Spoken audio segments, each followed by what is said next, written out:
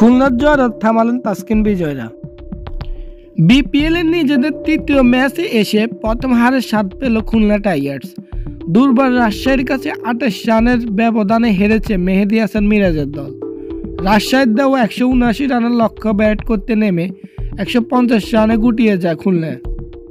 সিলেটে টস হেরে আগে ব্যাট করতে নেমে রাজশাহীকে ভালো শুরু এনে দেন মোহাম্মদ হারিস।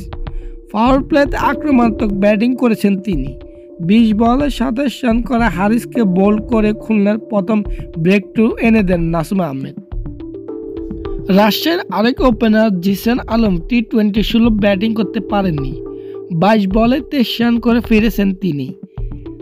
নেমে ভালো করতে পারেননি এনামুল হক বিজয়। 8 বলে 7 রান করে ফিরেছেন রাজশাহীর কাপ্তান। সুযোগ কাজে লাগাতে পারেননি মেহরাব হোসেন ওহিনও। তবে রাজশাহীর হাল ধরেন ইয়াসির আলী রাব্বি ও রায়াল বাল।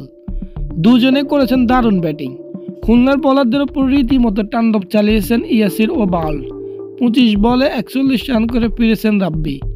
29 বলে 48 রান করে অপরাজিত ছিলেন রায়ান বাল। শেষের দিকে 9 বলে অপরাজিত 21 রানের ক্যামিও খেলেছেন আকবর আলী। খুলনার হয়ে 3 ওভারে 20 রান দিয়ে 2টি উইকেট নিয়েছেন নাসুম আহমেদ।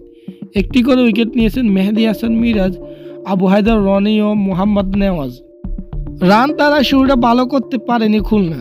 5 বলে 6 রান করা উইলিয়াম বশিষ্ঠকে ফেরান জিসান আলম। মিরাজও পারেননি বড় ইনিংস খেলতে। 7 বলে মাত্র 1 রান করে ফিরেছেন ডানহাতি এই ব্যাটার। খুলনার আরেক ওপেনার নাইম শেখ পারেননি টি-20 সুলভ ব্যাটিং করতে। রাজশাহী বোলারদের সামনে বেশ ভুগেছেন নাইম। শেষ পর্যন্ত 28 বল খেলা আউট হন খুলনার এই ওপেনার। আফিফ হোসেন আরও একবার টি-20 সুলভ ব্যাটিং করতে ব্যর্থ। 30 বলে 30 রান করে ফিরেছেন আফিফ।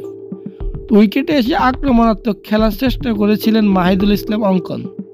11 বলে 18 রানের ক্যামিও খেলে আউট হন অঙ্কন। ইমরুল কায়েস খেলেছেন 6 বলে 17 রানের ক্যামিও। সেটা শুধু খুলনার হারের ব্যবধান কমিয়েছে। মোহাম্মদ নায়াজ পারেননি শেষের দিকে ঝড় তুলতে। রাজশাহীর হয়ে 2টি করে উইকেট নিয়েছেন তাসকিন ও রায়ান বাল। ম্যাচ সেরা রায়ান বাল।